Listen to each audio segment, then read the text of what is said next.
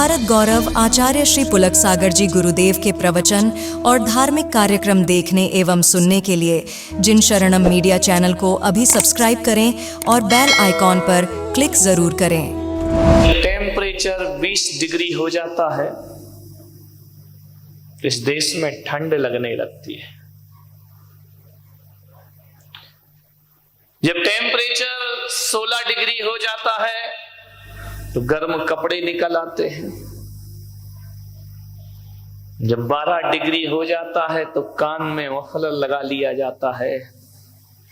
जब 8 degree temperature हो जाता है तो हाथ पैर कांपने लगते हैं। जब 4 डिग्री टेम्परेचर हो जाता है, 2 डिग्री हो जाता है तो अलाव जलने लगते हैं।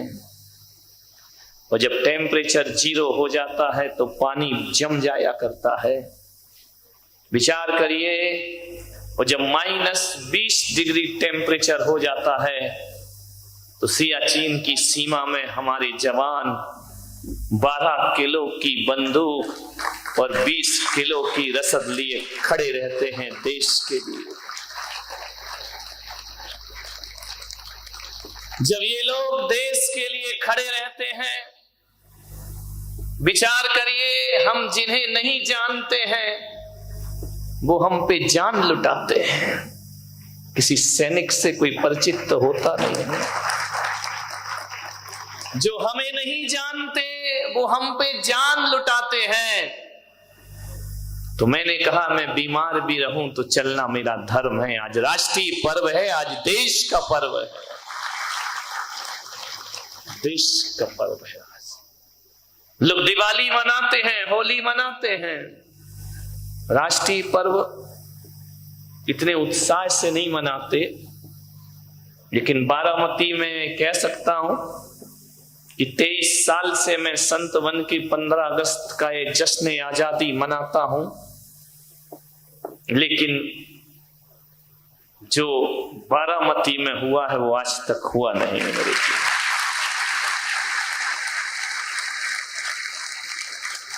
इतना उमंग देश के प्रति, राष्ट्र के प्रति,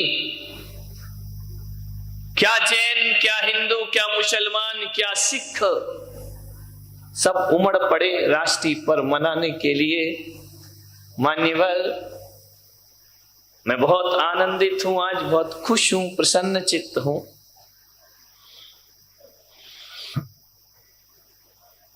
कहीं भी चले जाना हमारे जैसा देश ना मिलेगा। आज पूरा पंडाल तिरंगा में रंग गया है। मैं तो कहता हूं कि आज यदि पाकिस्तान छेड़े तो सैनिकों की जरूरत नहीं, बारामती निपटा दे। वो देशभक्ति का जज्बा जगा है। ये बात मैं जरूर कहूंगा कि अभी जो प्रस्तुतियां हुई, मेरी एक लोगों में पहचान है कि जब मैं बोलता हूं तो लोग संवेदनशील हो जाते हैं, आंखें भर आती हैं। आज पहली बार इन प्रस्तुतियों ने मेरी आंखें भरी है।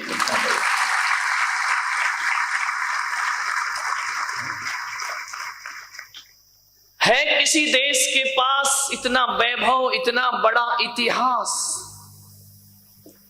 वो केवल मेरे भारत के पास है। अमेरिका चले जाना, चीन चले जाना, जापान चले जाना, रूस चले जाना, पाकिस्तान तो जाओ नहीं जाओ बराबर ही, जाके करोगे भी क्या? विचार करिए। कहीं भी चले जाओ दुनिया के किसी भी कोने में, हर देश के पास अपना एक इतिहास होता है, लेकिन मेरे हिंदुस्तान जैसा इतिहास किसी देश के पास नहीं हुआ करता है। जाओ दुनिया को देख लो, घूम करके आ जाओ। दुनिया के किसी भी देश के पास ऐसा बेटा है, किसी के पास नहीं होगा ऐसा बेटा कि पिता के वचनों के खातिर जो 14 वर्ष का वनवास स्वीकार कर लिया करता है, ऐसा अमर इतिहास दुनिया में किसी के पास नहीं होगा। है कहीं जाकर के देखो, ऐसा बेटा है दुनिया में किसी देश के पास कि अंधे माँ बाप को तीर्थ यात्रा की भावना जगे, तो कांवड़ पर बिठाकर पूरे हिंदुस्तान की यात्रा करा दे। ऐसा बेटा केवल भारत में पैदा हुआ करता है, मेरे हिंदुस्तान में हुआ करता है। होंगे ईंट पत्थरों के इतिहास सबके पास, मेरे भारत जैसा इतिहास दुनिया में किसी के पास नहीं होगा कि एक भाई यदि 14 वर्ष वनवास में रहता है तो दूसरा भाई महलों में भी वनवासी बनकर के अपना जीवन गुजार दिया करता। क्या अमर इतिहास है किसी देश के पास ऐसा, ऐसी स्वामी भक्ति किसी देश के पास है कि अपने स्वामी के, अपने राजाओं के, राजपुत्रों की जान बचाने के लिए मेरे राजस्थान की पन्ना धाय अपने बेटे को कुर्बान कर दिया करती है कोई ऐसी? ध्यान रखिए, कहीं नहीं मिलेगा ये अमर इतिहास, केवल हिंदुस्तान में मिलता है। और मेरे पिता का माथा किसी के सामने ना झुके, इतना शौर्य वाली कोई बेटी धरती पर है तो मेरे हिंदुस्तान में है कि ऋषभ देव का माथा जगत में ना झुके तो ब्राह्मी सुंदरी आजीवन विवाह का त्याग कर दिया करती है कि हम विवाह नहीं करेंगे लेकिन अपने पिता का माथा नहीं झुकने देंगे। है कहीं ऐसी विरासत, ऐसी संपदा किसी देश के पास कि राणा की बेटी घास की रोटी खाना स्वीकार करती है लेकिन किसी के सामने झुकना स्वीकार नहीं, हाथ नहीं फैलाया कभी ना। बहुत इतिहास है, यदि इतिहास के पन्ने पलटने बैठूं तो 71वीं की आजादी 72वीं आजादी हो जाएगी और भारत का इतिहास का गुणगान नहीं हो पाए। बहुत अमर इतिहास है मेरे देश के पास। मेरे हम वो देश के लोग जिसने कभी किसी की जमीन पर बुरी निगाह नहीं डाली, पड़ोसियों की तरह। क्या है, पड़ोसी के हाल बड़े गड़बड़ है, मांगते रहता है कश्मीर दे दो, कश्मीर दे दो, कश्मीर दे। अरे ऐसे मांग रहे, कश्मीर कोई प्लास्टिक का खिलौना है जो तुमको उठा के देते हैं? विचार कर, कश्मीर दे दो। मुझे तो समझ नहीं आता है, अमेरिका से कहता है पैसे दे दो, पैसे दे दो, जापान से कहता हथियार दे दो, हथियार दे दो, भारत से कहता है कश्मीर दे दो, कश्मीर दे दो। मुझे यार ऐसा लगता है कि पाकिस्तान जब हर किसी से मांगते ही रहता है तो फिर अपने झंडे पे चांद सितारे क्यों बनाए, कटोरे का निशान बना दे, सारी दुनिया तुझे दे देगी। मांगना दे तो कुछ नहीं सकता, ये दे दो वो दे दो, खुद से कुछ कमाया नहीं जाता है, दूसरों के स्वर्ग पे निगाह रखा करते हैं। ध्यान रखिए, विचार करना है आपको, कैसे दे दे कश्मीर। आज ये पुलक सागर नहीं बोल रहा है, ध्यान रख। आज मैं कोई संत की हैसियत से प्रवचन नहीं कर रहा हूं, इस देश का संत हूं, उस देश में रहता हूं, तो राष्ट्र के प्रति भी मेरी कोई भक्ति और दायित्व हुआ करता है। ध्यान रखिए। एक पत्रकार ने मुझसे पूछा कि राष्ट्र बड़ा होता है, धर्म बड़ा होता है या समाज बड़ी होती है? मैंने कहा दुनिया की परिभाषा कुछ भी हो, लेकिन पुलक सागर कहता है यदि मेरे लिए व्यक्तिगत पूछा जाए तो ना धर्म बड़ा होता है ना समाज बड़ी होती है, सबसे बड़ा होता है तो राष्ट्र हुआ करता है। क्योंकि राष्ट्र सुरक्षित है तो धर्म सुरक्षित है, और धर्म सुरक्षित है तो समाज। राष्ट्र भक्ति से बड़ा और कोई चीज नहीं हुआ करती, सबसे बड़ी देशभक्ति हुआ करती है। मान्यवर, राष्ट्र से बड़ा क्या होगा? तो मैं आज राष्ट्र के लिए बोलूंगा, देश के लिए बोलूंगा। आज मैं धार्मिक नहीं, मेरे हृदय में देशभक्ति का जज्बा जागृत है। ध्यान रखिए। कश्मीर दे दो, कश्मीर दे दो। अरे कश्मीर भारत की तकदीर है भाई, ध्यान रखना, कश्मीर भारत की तकदीर है। और जरा उनसे पूछो, पाक के नापाक लोगों से, कि कोई अपनी तकदीर किसी को दे सकता है क्या? बताइए, कोई अपनी तकदीर किसी को नहीं दे सकता है। मान्यवर, भारत वो देश है जो किसी के जमीन के टुकड़ों पर अपनी निगाह नहीं डालता है। अरे पाकिस्तान वालों से कहना, तुम्हारे पास तो रहने के लिए जमीन भी नहीं थी, खाने के लिए रुपए नहीं थे, मेरे भारत ने तुम्हें रुपए दिए हैं खाने के लिए, घर बसाने के लिए। जमीन तुम्हारा है क्या? जो है वो हमारा है। ध्यान रखिए, विचार करना है आपको।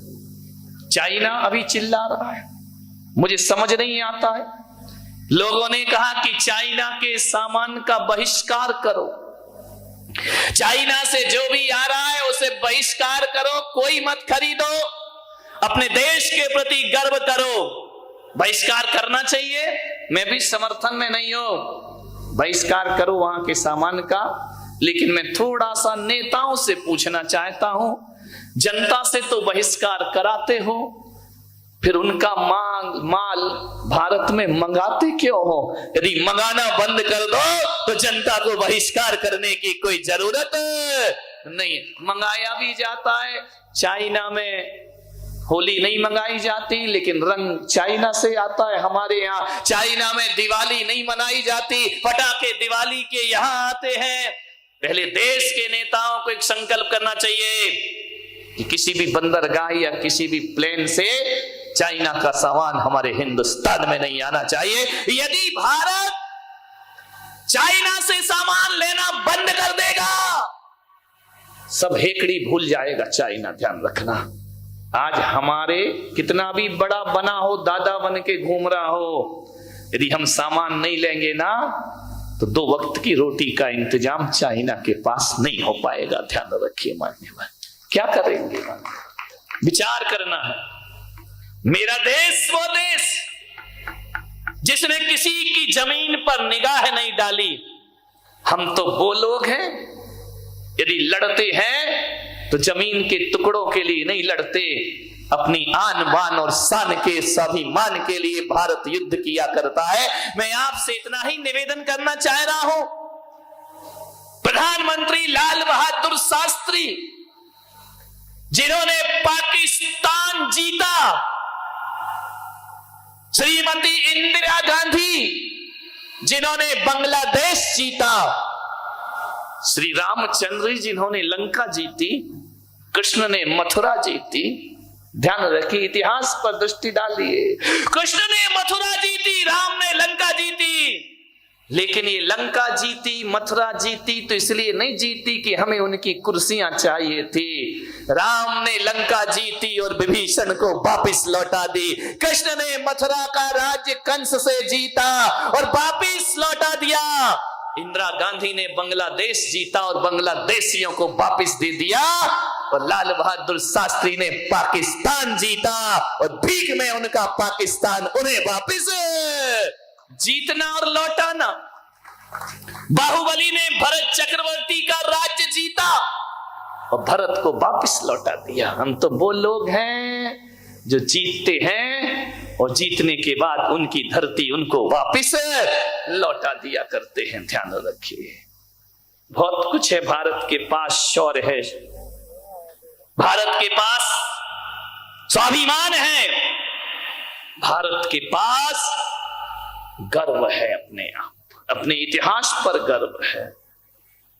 मान्य ये मत सोचना कि भारत की पहचान लाल किला है, ये भी मत सोचना कि भारत की पहचान ताजमहल है या कुतुब मीनार भारत की पहचान है, अजंता एलोरा की गुफाएं भारत की पहचान है। नहीं भाई, यदि ये भारत की पहचान हो जाएंगे तो मेरा देश तो पत्थरों का देश हो जाएगा। मेरे देश की पहचान ताजमहल, लाल किला, कुतुब मीनार ही नहीं, मेरे देश की पहचान तो उसकी संस्कृति और सभ्यता हुआ करती है। और वो संस्कृति यदि कोई है तो जियो और जीने दो की संस्कृति हमारे देश की असली पहचान। वसुधैव कुटुंबकम, सारा विश्व हमारा परिवार है, ये हमारे देश की असली पहचान हुआ करती है। अमेरिका के संपादक ने 3 प्रश्न किए भारत से। उसके उत्तर आज 70 वर्ष हो गए, आज तक मिल नहीं पाए। मैं आपसे करता हूं वो प्रश्न। अमेरिका के एक संपादक ने भारत के सांसद से पूछा सन 1958 में, उसे पहला प्रश्न पूछा कि आपके देश का नाम क्या है। मैं आपसे पूछता हूं, बताइए, इतने बच्चे बैठे हैं, हमारे देश का नाम क्या है? नहीं मालूम? बोलो, क्या नाम? गर्व से बोलो जरा, हमारे देश का नाम क्या है? तो मैं आपसे पूछता हूं, फिर इंडिया नाम कैसे हो गया? ध्यान रखिए, मेरे देश का नाम तो भारत है ना, इंडिया नाम कैसे हो गया? इतनी नौजवान पीढ़ी बैठी है, मैं आपसे निवेदन करना चाहता हूं कि आज यहां से संकल्प लेना कि हम अपने देश को कभी इंडिया कह करके नहीं बुलाएंगे। मेरा देश भारत है, मेरा देश भारत है, ये इंडिया नहीं हो सकता है। जब जब मेरे देश को कोई इंडिया कहता है तो मुझे 100 साल पुरानी गुलामी के दिन याद आ जाते हैं। इंडिया नाम तो अंग्रेजों ने दिया है आपको, ब्रिटिश हुकूमत ने आपको इंडिया नाम दिया है। अरे जब जब इंडिया कहोगे तो हमें गुलामी के दिन याद आएंगे, और जब जब भारत कहोगे तो ऋषभ पुत्र भरत चक्रवर्ती याद आ जाएंगे, राम भ्रात भरत याद आएंगे, शकुंतला पुत्र भरत की याद। भारत संस्कृति है, भारत कहकर बुलाए, इसे इंडिया बिल्कुल ना कहें। ये गुलामी की भाषा, ये गाली है हमारे देश पर बहुत बड़ी। भारत बोलो। आज मैं वहां बैठा हूं बारामती में, इसलिए ज्यादा प्रसन्न हूं कि 71वीं आजादी का वर्ष मनाने का अवसर मिला है। जापान एक राष्ट्र है, अमेरिका एक राष्ट्र है, चाइना एक राष्ट्र है, रूस एक राष्ट्र है, और पड़ोस का तो नाम लेना ही बेकार है, ध्यान रखना। रूस एक राष्ट्र है, अमेरिका एक राष्ट्र है, जापान एक राष्ट्र है, और भारत भी एक। लेकिन इन राष्ट्रों में मेरा राष्ट्र थोड़ा अलग है, ध्यान रखना। सब दुनिया में राष्ट्र मिल जाएंगे, लेकिन मेरा भारत ऐसा है जो राष्ट्र भी है और राष्ट्र में महाराष्ट्र भी है, और महाराष्ट्र में सौराष्ट्र भी। सौराष्ट्र इसी देश में, महाराष्ट्र भी, राष्ट्रों में भी महाराष्ट्र। बोलो ना, जय महाराष्ट्र। ध्यान रखिए, ऐसा किसी देश में नहीं हुआ कि राष्ट्र में महाराष्ट्र हो, महाराष्ट्र में सौराष्ट्र हो। गुजरात चले जाओ, सौराष्ट्र मिल जाएगा।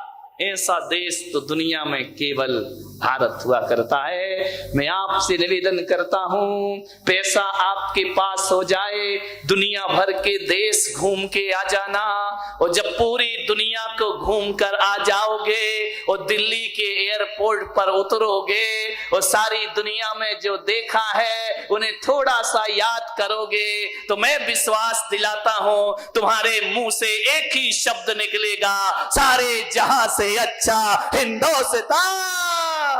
भारत से अच्छा कोई देश नहीं, इससे अच्छा।